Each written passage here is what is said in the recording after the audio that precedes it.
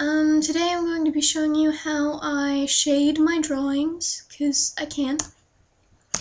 So first I'm going to start with the skin layer. If you see, I have every layer is a different color. So this will make it a lot easier to do. What you're going to do is hit the first lock button over here in Photoshop. That will lock the pixels, meaning that if I were to choose a color, it would not go outside the pixels I already have drawn. So once you have everything colored, you want to get it locked.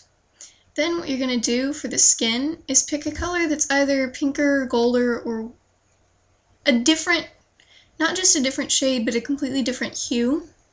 And then you're going to go to your paintbrush. You want to have it on this, whatever that's called, an airbrush, so it's not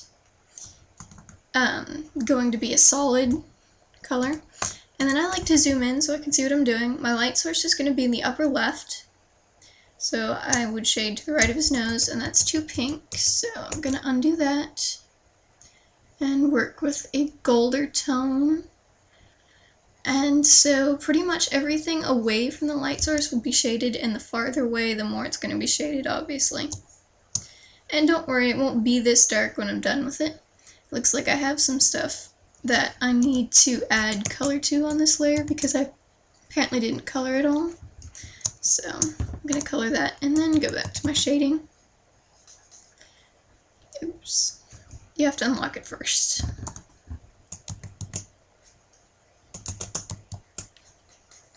There.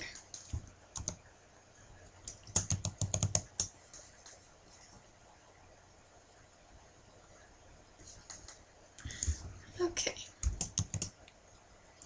So once that's blended back in, and then there's that little bit under the chin. I almost always forget that.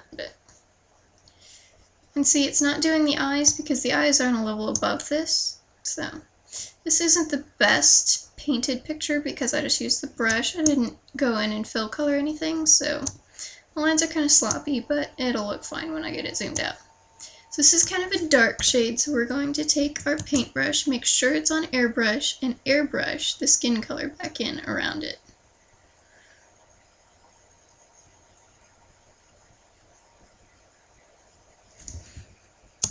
I leave it dark near the hairline because that's one of the darker places when you're shading. But like the nose can be lightened up, especially above this eye, which I forgot to draw in his eyebrows, so he's apparently not going to have eyebrows in this tutorial. Sorry, Jim. Okay, now I'm going to take a color that's sort of between the two colors and mix it in for my second shading color. Just going to put it a little bit around the first color and even darken in the first color a little bit. And then I'm going to go back to my original color and keep blending. And just keep doing this until you get a color that you like that doesn't look too lobstery or washed out or whatever.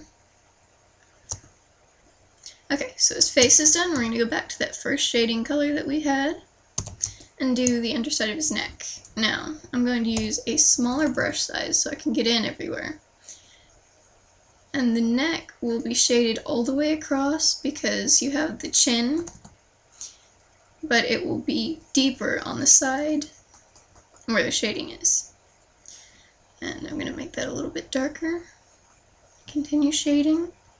I'm going to make it a little bit golder and continue shading, and then go back to the original color. Smooth out the edges, go to about a medium color, and do his Adam's apple and the thing there. Okay, and then I want to save my work because I've learned that you never want to do anything without saving. And if I'm happy with that, then I'm going to go with a pinker shade, something kind of light. And I want my brush pretty large, like right now it's about a 100, and that's good. And then I'm going to brush his cheeks a little bit, go back, blend it with the original color, and the face shading is done. Okay, hair. Hair is at the top because it's over everything else. I'm going to lock the pixel layer, so see now I can't go outside the hair. I'm going to pick a color that's darker and slightly bluer than what I had already. And then I'm going to start by doing this stuff over here on the sides, because that will obviously be darker since it's farther away from the light source. And here's a little trickier because you have those highlights that go all the way across the head. So I'm going to do my low lights first, and I'm even going to do some darker stuff over here in the back. And so I'm just blending all my colors. And yeah, you can see all the little places I messed up, but okay. And then I want a mid color, so something that's lighter than what I have now, but something that's not going to be too light because I want my lighter stuff to be the highlight. So I'm going with kind of a blue color. And then my highlight is going to be almost white. And I'm going to put that in there. There's going to be some smaller dots and some bigger dots, and some that are more colored in, some are more opaque than others. And that is the highlighting on the hair. You can even do some down here if you want, although hair usually isn't that shiny. Like, I don't like that one. But, so there's the hair, so we're going to save again. Next we'll do the jacket. Okay, right now I have my paintbrush on a soft brush. I want it to be on a hard brush, maybe at a hardness of, say 84. And then I'm going to go with my darker color. I always do the darker colors first, but you can do the highlights. And then I'm going to undo all that and lock there. And I always do clothing in a different style than I do the actual subject, because I think it makes it look, it makes the actual subject pop more, so. But you can do it all with the soft brush.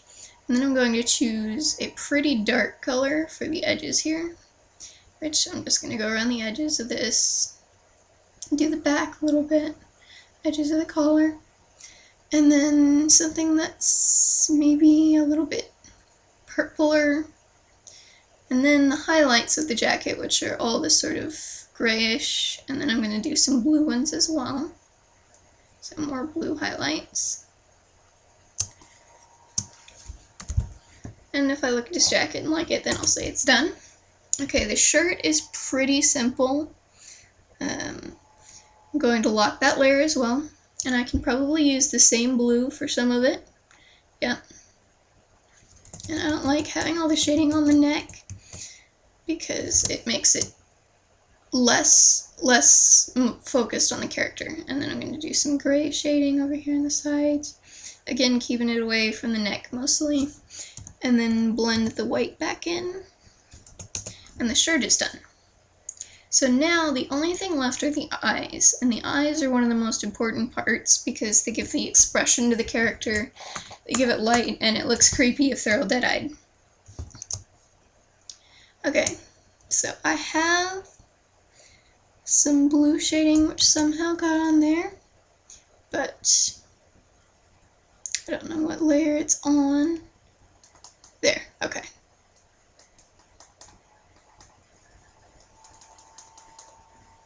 So okay, I actually put the eyes on the hair layer, which you can see the pupils done on the other layer, but I forgot to put them on the hair layer, so we're going to unlock that, pick a color that's a tiny bit off white, use your regular brush, and brush in all the areas I just erased because I shaded them by accident. And then I'm going to use a slightly blue color, slightly gray, and go back to my paintbrush, go back to a soft brush, and then do the tops of the eyes, and then erase anything from around the outside that might have gotten in the way. Oops.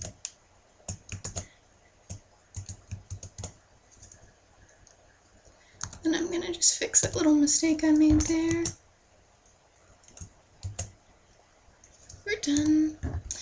Okay, so the backs of the eyes aren't that hard, but the front of the eyes, we already have it locked.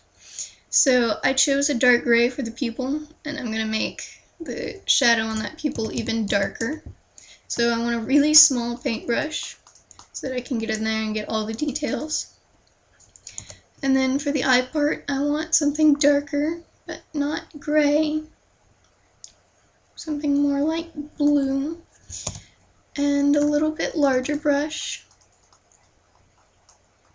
Then I'm going to go around the outside of the eyes, leaving the underside light. And I always do the upper part dark because the edge of the eye actually comes over it a little bit. And yeah, there's a little bit where I didn't color it the first time, but then I'm going to pick something maybe greenish for the middle. And then my highlight is my almost white color, and since I have lines here, I don't want to highlight under that because it just looks weird. So I usually choose to highlight in one color and not in the pupil. And there you go. Now I may do some white highlights as well, because since this isn't a perfectly opaque brush, there will be some overlap of the colors, and I want the highlights to really pop. I can also put some tiny ones in the eyes and the pupils there. And I've already signed it, so we're done. Save it. Save it as, I usually save as a PNG, and you've shaded a character.